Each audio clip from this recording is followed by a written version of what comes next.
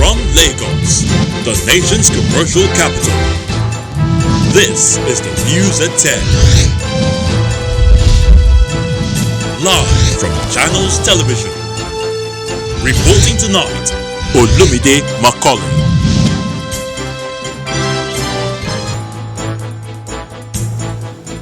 Hello and welcome. Tonight, Presidential Task Force on COVID-19 to subject all pre-boarding PCR tests of the travelers coming into Nigeria to further validation.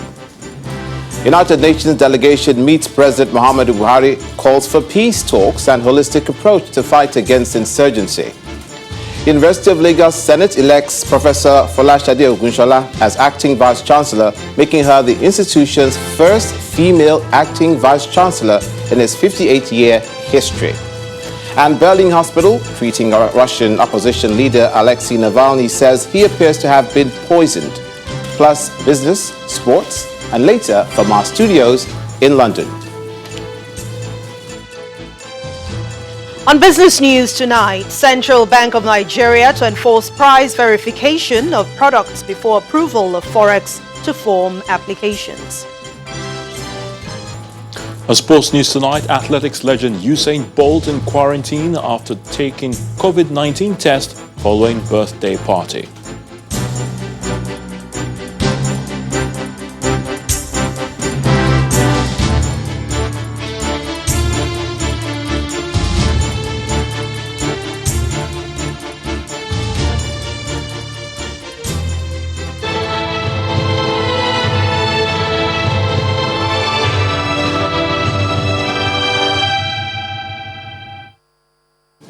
The federal government says it's taking more serious precautions as the global fight against COVID-19 continues. That's why the Presidential Task Force on COVID-19 is insisting that henceforth all pre-boarding PCR tests conducted on intending travelers into the country will be subjected to further validation. The decision follows a high percentage of recent returnees from abroad who tested positive for COVID-19. The Secretary to the Government of the Federation, Mr. Boss Mustafa, says over 60% of the weekend spike in the number of confirmed cases in Lagos are evacuees who came into the country.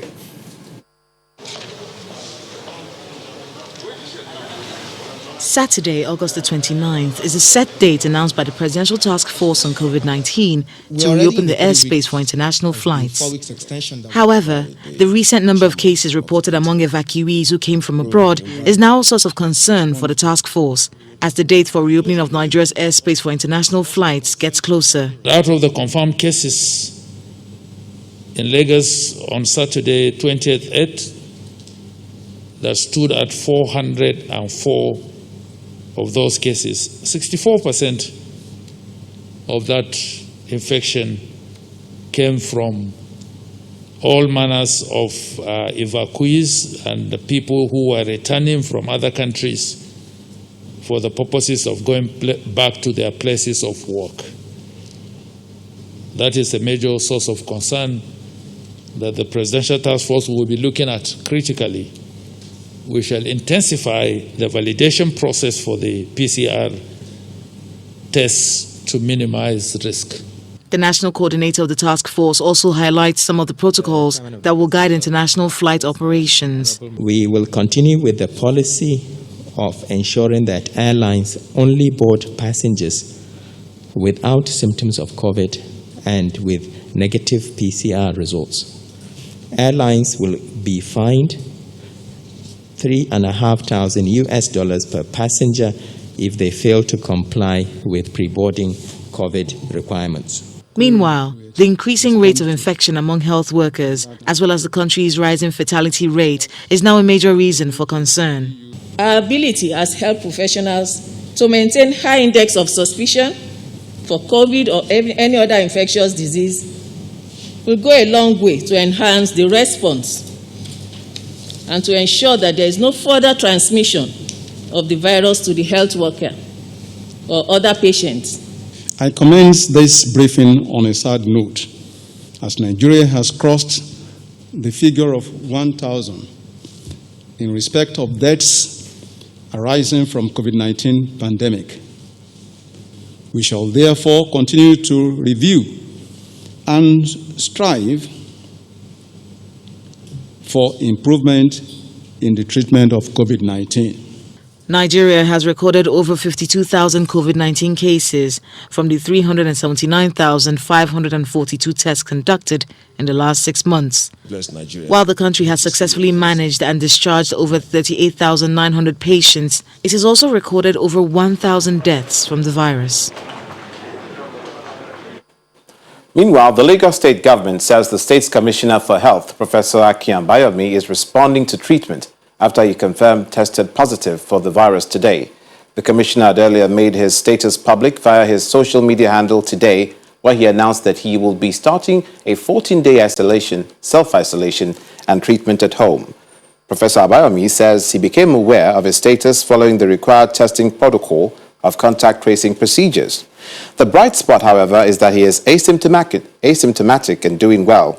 He says he'll continue to discharge his duties as the Commissioner for Health and Deputy Incident Commander for COVID-19 responses in Lagos, and showed optimism for overcoming this phase of the collective fight against the COVID-19 pandemic.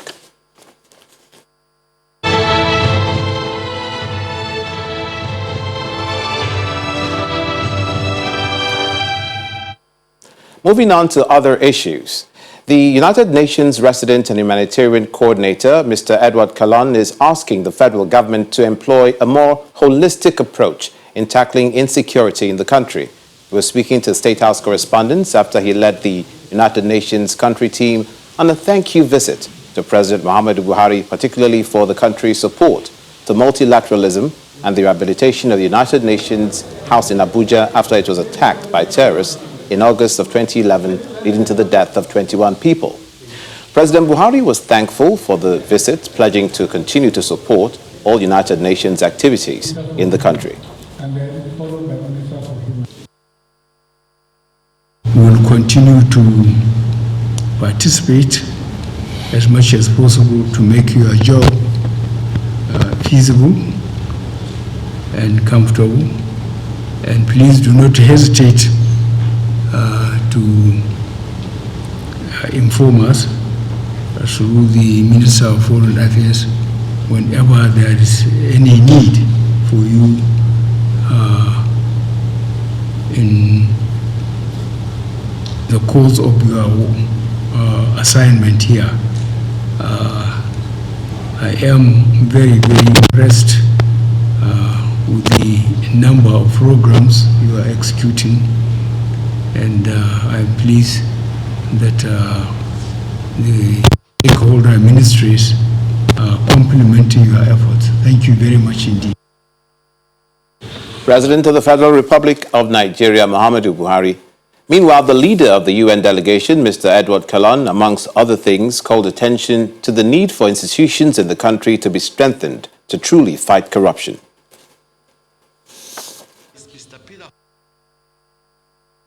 We are very clear, and I told this to Mr. President, that there are no humanitarian solutions to humanitarian problems, and that the only solution to the problems in Northeast Nigeria is peace. And the only thing we can do is to try to ensure that in whatever we do, we prioritize prevention, we support development in areas feasible, and we provide humanitarian assistance when needed. In our jargons, we say we have to bridge the humanitarian development and peace nexus as a framework to find a solution to the crisis in Northeast Nigeria. Again today, I told Mr. President that in addition to the military effort, there is need to complement that with some enhanced dialogue and a political process in the search of a durable solution to the crisis. So we think various approaches have to be used to find a solution. Staying with security, it appears the situation in Kaduna is still begging for more attention, as there are reports that unconfirmed number of students may have been abducted by gunmen at Prince Academy in Samba Kasiya village of Chikun local government area of Kaduna State. The students were said to be preparing for their junior secondary school WAEC examination when the gunmen invaded the school this morning and took some of them away. Although the Kaduna State Police Command is yet to confirm the incident, A security source in the area told Channels Television that a member of a local group in the village was shot to death by the gunmen, while some villagers were also abducted alongside the students. The security source further disclosed that troops of the Nigerian army and other security agencies have launched a manhunt for the gunmen with a view to rescuing the victims. Meanwhile, the Sultan of Sokoto, Saad Abubakar, says he's concerned about the security situation in Kaduna and has paid a private visit to the state governor, Nasir El-Rufai. The Sultan's visit is coming barely 24 hours after the former Emir of Kano, Muhammadu Sanusi, visited Governor El-Rufai to discuss issues bordering on security and economy of Kaduna State. The Sultan, upon his arrival at the government house in Kaduna, went straight to the governor's office where he held a closed-door meeting with him and some government officials, including the senator representing Kaduna North in the National Assembly, Suleiman Abdul Kwari. Although the Sultan declined to speak to reporters after the meeting, Governor Nasir El-Rufai says they discussed the security challenges in southern Kaduna and other parts of the state. He came on a private visit to talk to me, to advise me, to guide me, and also express his support for our efforts at bringing peace in Kaduna State. He is happy that many people have come, all talking about peace, and he should not be left out, particularly in light of our historical relationship, not only as Bariwa Old Boys, but as my esteemed elder brother. Meanwhile, the embattled former Deputy Governor of the Central Bank, Dr. Obadiah Milafia, has approached the High Court of Justice in Plateau State for the enforcement of his fundamental rights to personal liberty and fair hearing. This is coming after the police again sent him an invitation which may not be unconnected with his previous appearance before the DSS over his comments on the security situation in the country while featuring on a radio program. At a press briefing in Jos today, Mr. Milafia's legal team says the suit has been filed challenging the letter of invitation and praying the court to make judicial pronouncement on the letter. He describes the invitation as an intimidation, harassment, persecution, and a witch hunt. From security, we turn our attention to education. The University of Lagos Senate has elected Professor Folashade Ogunshola as the acting vice-chancellor of the school. Until her election, she was the deputy vice-chancellor of the Development Services. She is expected to act in the new capacity until the outcome of the special visitation panel set up by President Muhammadu Buhari. Two deputy VCs, one from Development Services and the other from Management Services, vied for the acting position. Out of the 167 Senate members who voted during the exercise, 135 voted for DVC Development Services, while DVC Management Services got 31 votes and one voided vote was recorded. The Senate Emergency Committee Chairman, Professor Chioma Agomo, who spoke to Channels Television after the election, says due process was followed in electing the new acting VC as directed by the federal government. This election follows the federal government's directive that the university's Pro-Chancellor and Chairman of the Council, Dr. Wali Babalaki, and Vice-Chancellor, Professor Oluwatunyo Gundikpe, recuse themselves from official duties pending the outcome of the panel. The appointment of the new acting VC will be ratified tomorrow.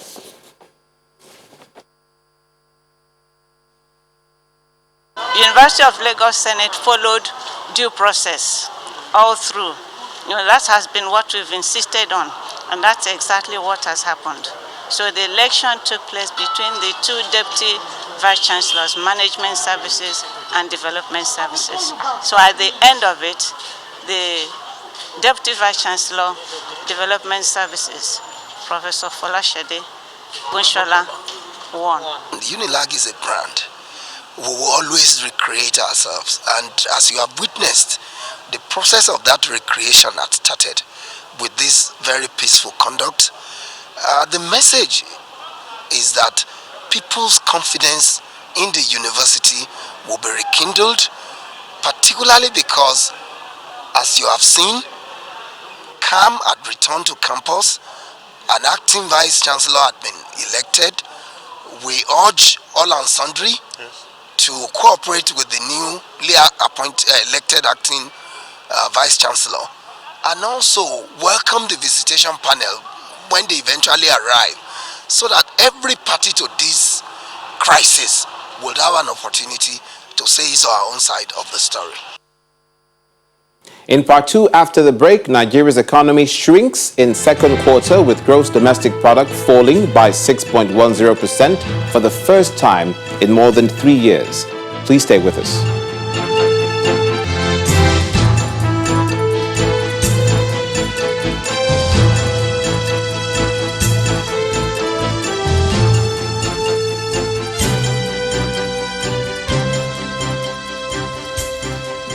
Welcome back. If you've just joined us, you're watching the news at 10, live on Channels Television, Lagos.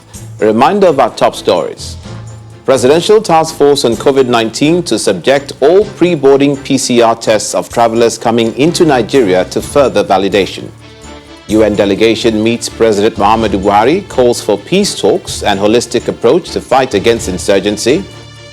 UNILAG Senate elects Professor Folashade Ogunshola as acting Vice-Chancellor, and Berlin Hospital, treating Russian opposition leader Alexei Navalny, says he appears to have been poisoned.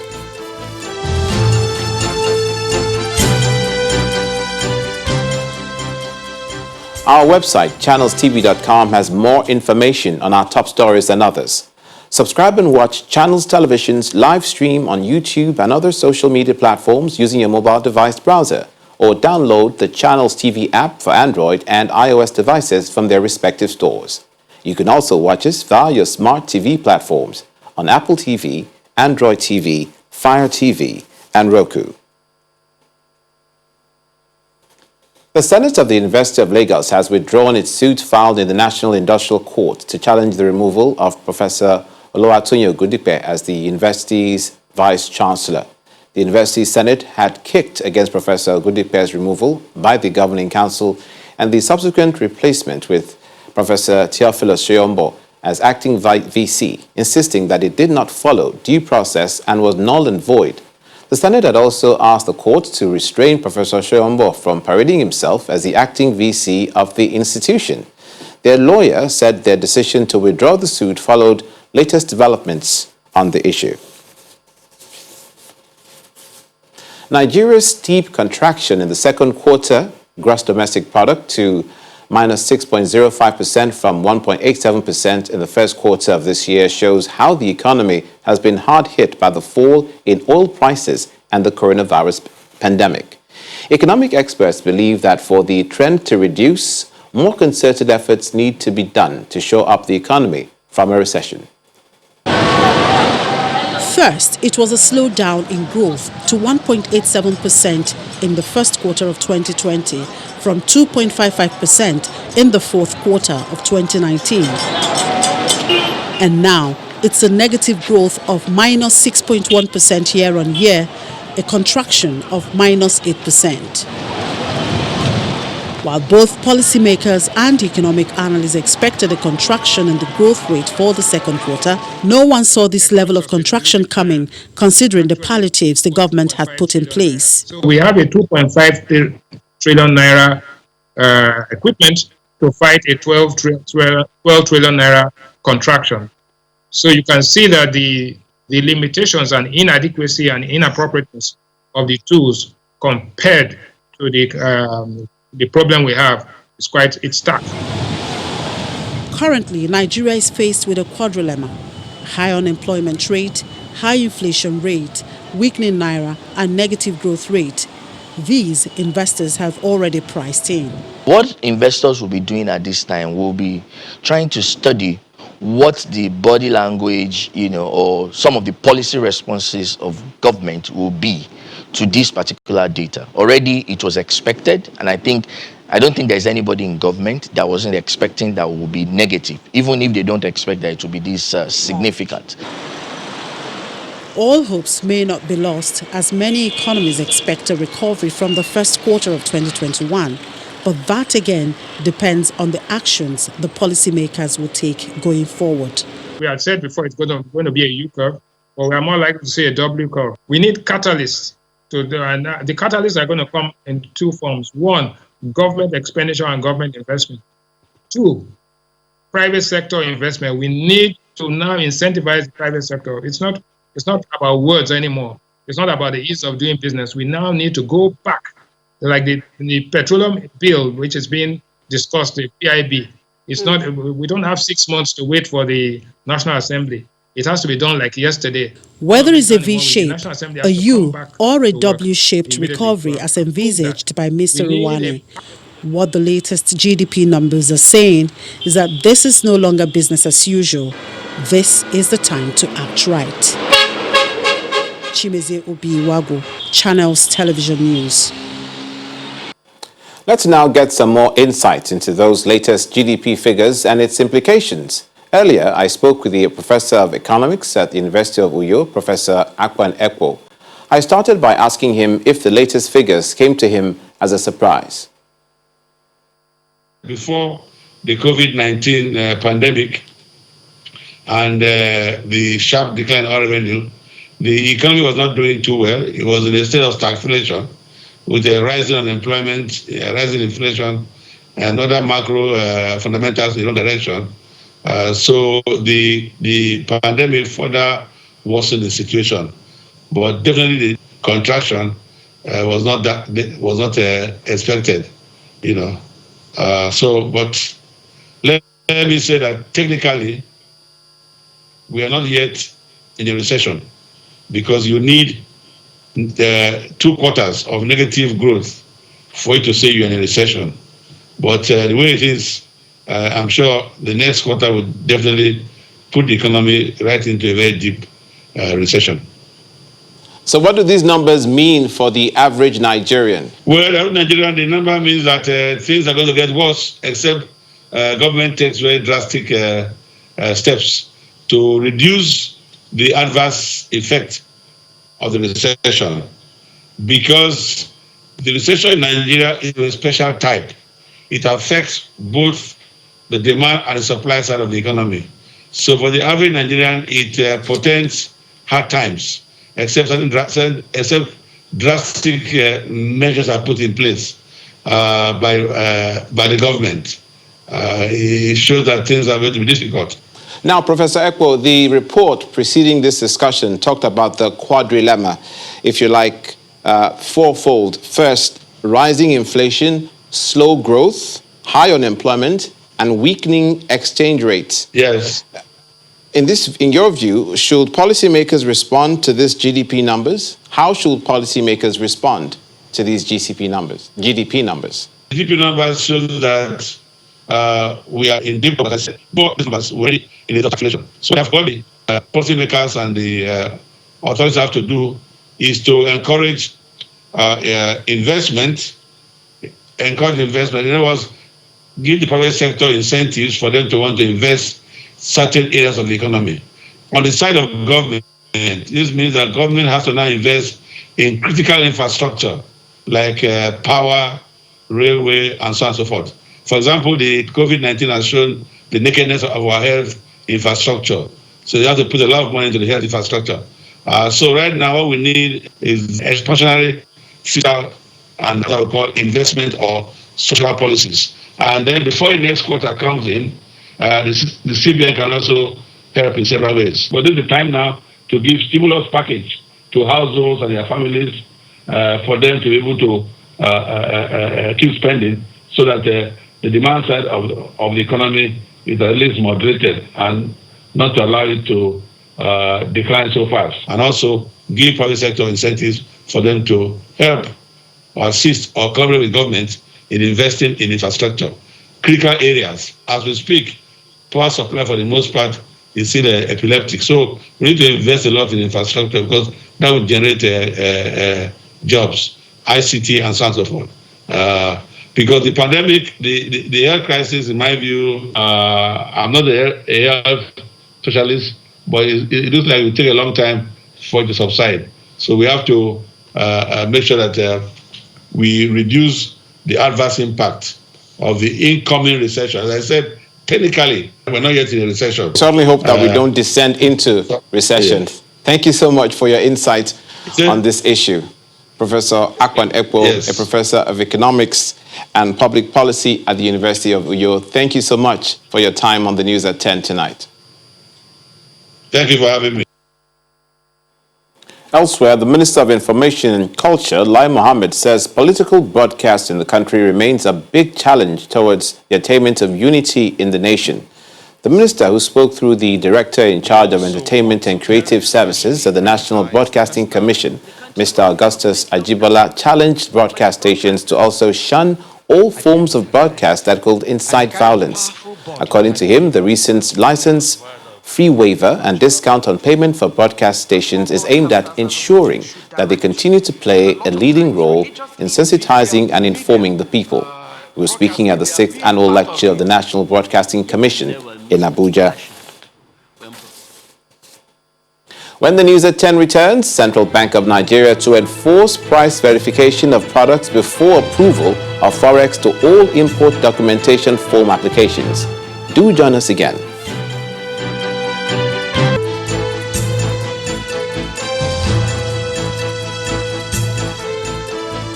Welcome back to politics. Edo State Deputy Governor Philip Shaibu has submitted a petition at the State Police Command Headquarters and the Department of State Services, DSS, over claims that he was plotting to attack his own convoy while on campaign trips ahead of the 2020 governorship election.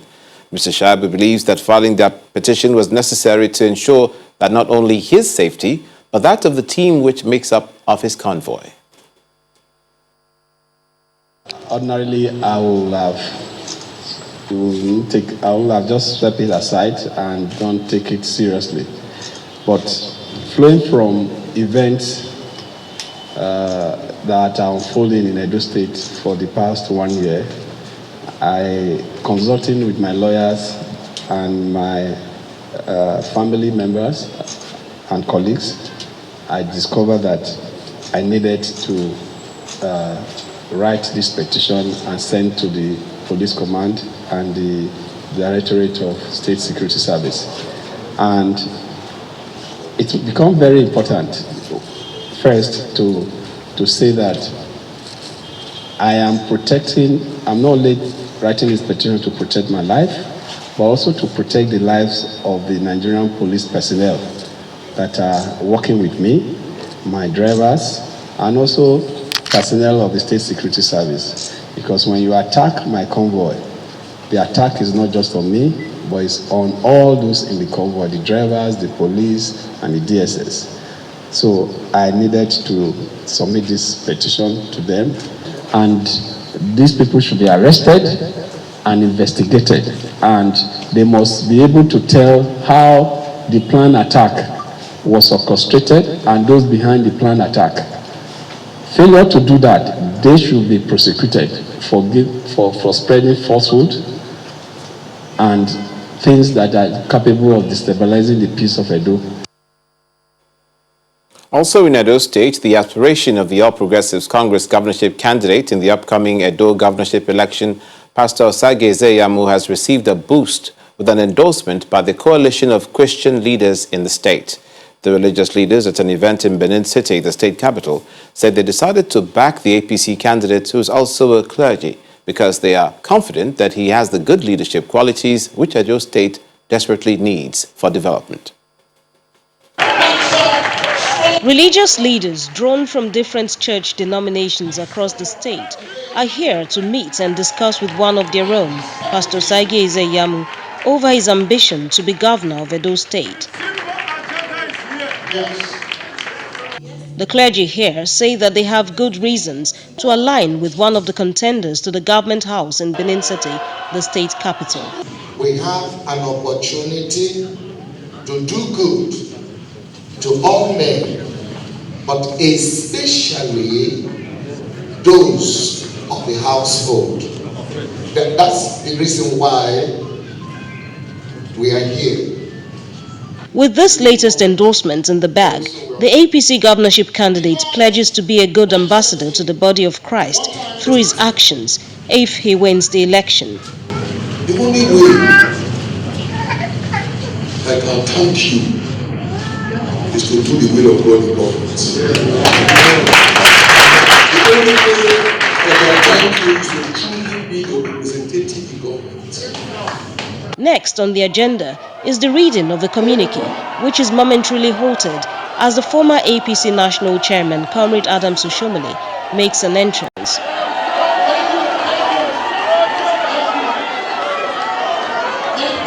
The coalition of Christian leaders, comprising of all denominations in Edo State, therefore endorse the candidature of Pastor Osage Iseyama.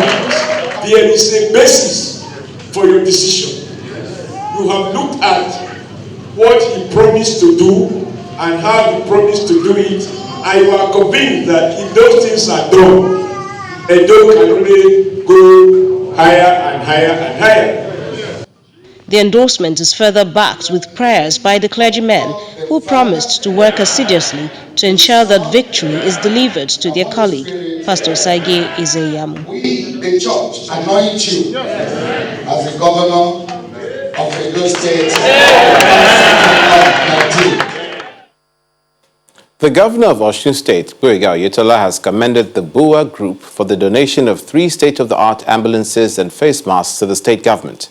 Addressing the BUA delegation after receiving the donation, the governor appreciated the company for the gesture and adds that the ambulances as well as the masks will be put to good use. I'm delighted to welcome you all to the donation of 3 ambulance buses by the BUA Group to fight the COVID-19 pandemic in Abia State. In particular, I'd like to welcome the BUA Group to the state of Osun and to deeply appreciate them for donating 3 ambulance buses in addition to the face masks, 50,000 for instance, to the state as their own contribution to the fight against the deadly virus in our state. BUA's donation today is a strong indication and demonstration of its pedigree as a responsible and corporate social responsibility compliant entity. It's also an affirmation of its interest in the success of this administration and its love for the overall well-being of the people of the state of Osun. This initiative is a huge booster to the COVID-19 war as it will strengthen the logistics of picking and delivering COVID-19 patients across the state. On behalf of the government and the people of the state of Osun, I thank the managing director of BUA Group, Mr. Kabiru Rabiu, and his team for joining our friends and corporate citizens who have taken the resolve to ensure a coronavirus-free state of Osun. Now let's get up to speed with the world of business. Here's Anne Wanwodo. Banking, so easy, so simple. Dial *894# now to experience it. You first, First Bank.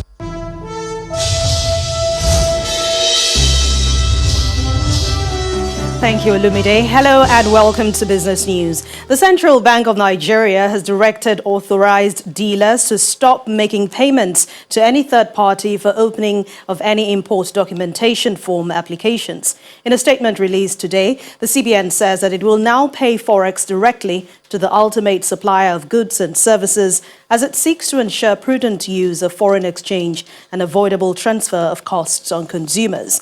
The financial market regulator further explains that it will introduce a product price verification mechanism for authorized dealers that will be used to prevent mispricing or overpricing of goods and services imported into the country. This new directive takes immediate effect. Meanwhile, the Lagos Chamber of Commerce and Industry has asked the federal government to ensure effective harmonization of fiscal and monetary policies to help boost Nigeria's economy. In its reaction, the country's second quarter economic data released today by the National Bureau of Statistics, which shows a 6.1% contraction. The LCCI says that there is need to reduce policy uncertainties in order to attract the confidence of local and foreign investors. Meanwhile, the chamber also warns that in spite of the gradual reopening of the economy, business and commercial activities are still subdued, while growth will remain very weak and fragile till the first quarter of 2021. Let's head to the trading floor, where the last trading week in the month of August has begun on a positive note. Investors are still shaking off concerns over the negative second quarter growth numbers. Layo Adegoke has the details.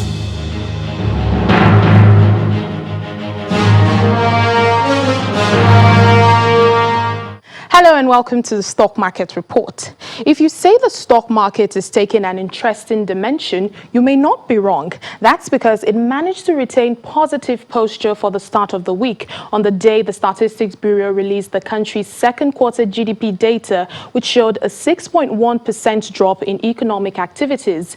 This did not deter investors' interest for some equities, consumer goods components in particular, which were the main contributor to the marginal 0.03% increase on the NSE's main index after a mixed sectoral performance.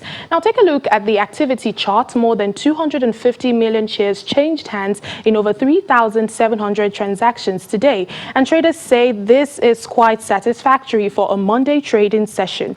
Although Unilever was the major driver in value term, the share price of University Press Limited recorded the highest percentage increase among 15 gainers, while Transcorp led 14 losers. Well, it's the final week of August, and we remain optimistic for a positive close for the month. I'm Layo Adegoke.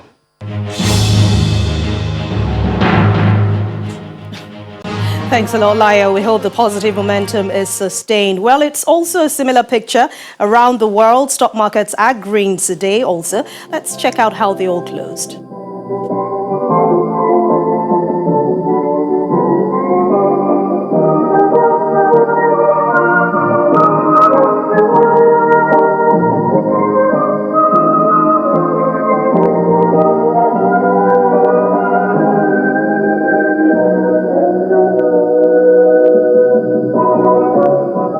It's been a long time we saw those green colors, but that's business news tonight. Thank you for watching. I'm Anne Nwawodo. It's back to you, Olumide.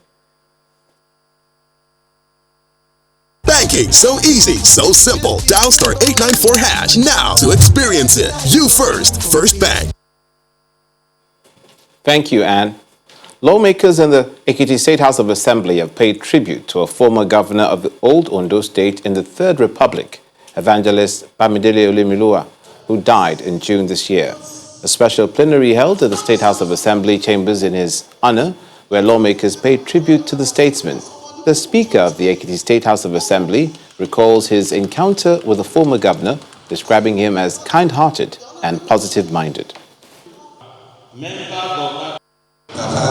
died today, who will continue to live in all of us, not only in Kenya, not only in Ekiti, not only in Ondo State, but the whole of Nigeria. And in any case, as a diplomat, he was a global citizen. He was a global citizen, God in surpassed the whole of the world. And we thank God, the immediate family, and just seen some of you here, but no, it's a very large family. When you now extend it to the political family, I am a proud member of that family. It was his great desire to see the development and economic emancipation of his people. And this was a vision that he pursued relentlessly until he breathed his last. It is therefore our great delight and honor to see and hear what has been done here at in the Ekiti State House of Assembly.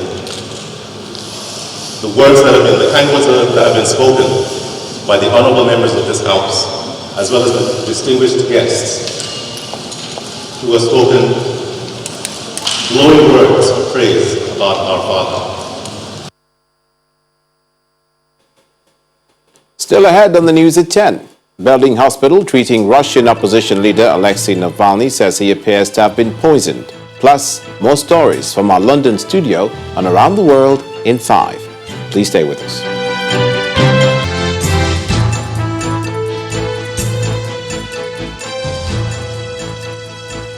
Welcome back.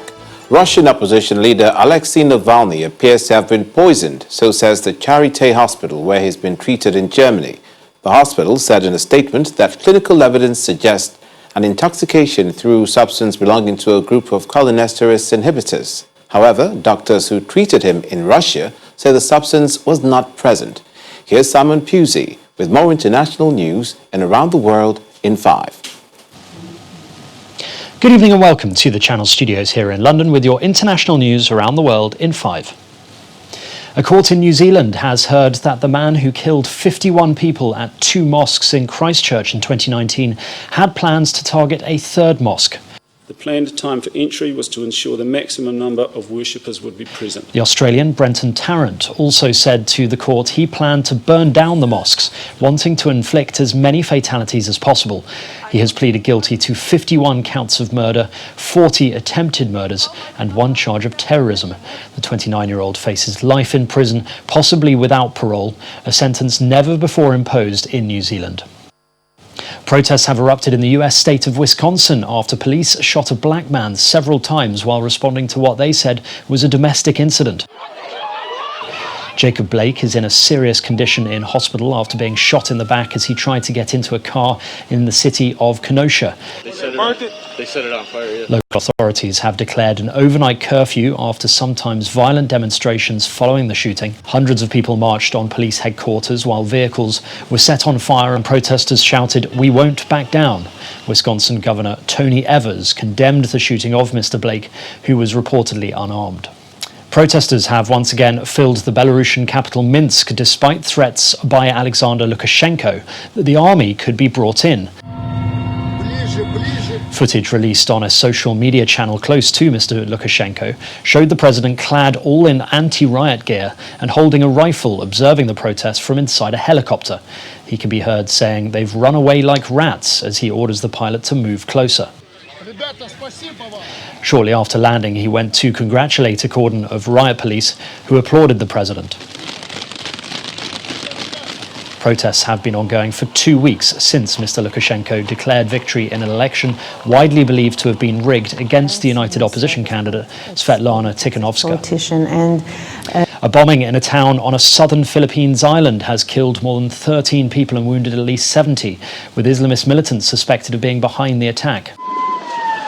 2 explosions, believed to be homemade bombs, were triggered within an hour of each other in the main urban centre on the island of Jolo, a stronghold of a militant group that has pledged alliance to Islamic State. There was no immediate claim of responsibility, and police said an investigation is underway. A delegation from the West African regional bloc ECOWAS and members of Mali's military junta say they have reached agreement on several points after a day of negotiations. The military leaders have proposed a military-led transitional body to rule for 3 years with a mandate to review the foundations of the Malian state. The junta has also agreed to release ousted President Ibrahim Boubacar Keïta. ECOWAS has called repeatedly for Mr. Keïta to be reinstated, but thousands of Malians took to the streets of the capital Bamako last week to show their support for the coup. In Peru, at least 13 people have died in a stampede as partygoers tried to flee a nightclub in the capital Lima after it was raided by police. According to a police report, people became trapped between the only entrance, which was closed, and a staircase leading to the street.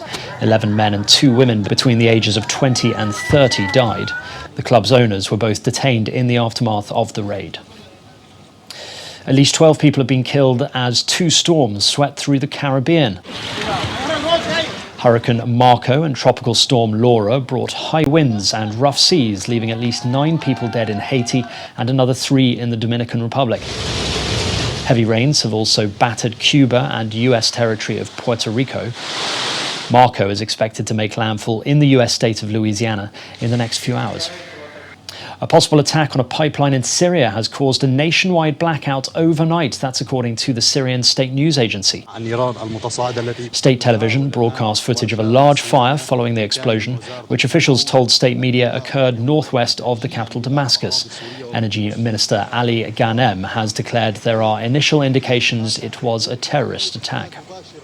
And finally, youths volunteering at an archaeological dig in central Israel have found 425 gold coins that have laid buried in a clay jar for 1,100 years.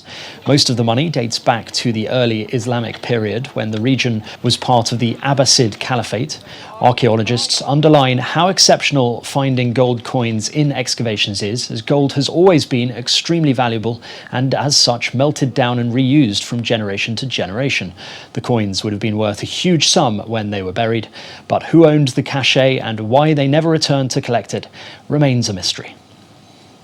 And that's your international news around the world in 5. Now back to the Channel studios in Lagos.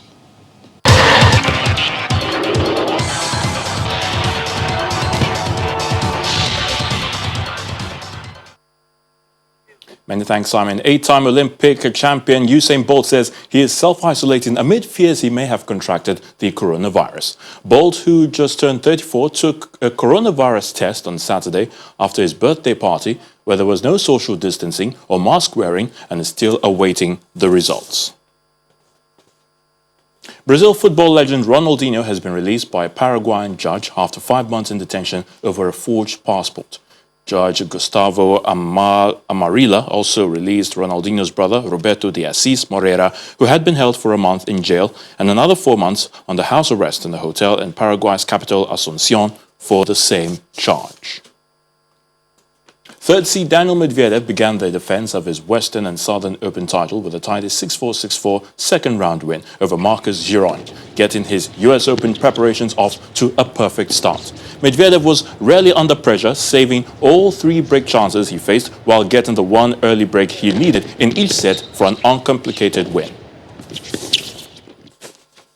Champions FC Bayern Munich arrived their home city bearing the coveted UEFA Champions League trophy. Now, the German side beat French champions PSG, Paris Saint-Germain 1-0 in Lisbon, Portugal on Sunday to lift the trophy for the 6th time. And that's a wrap on sports news.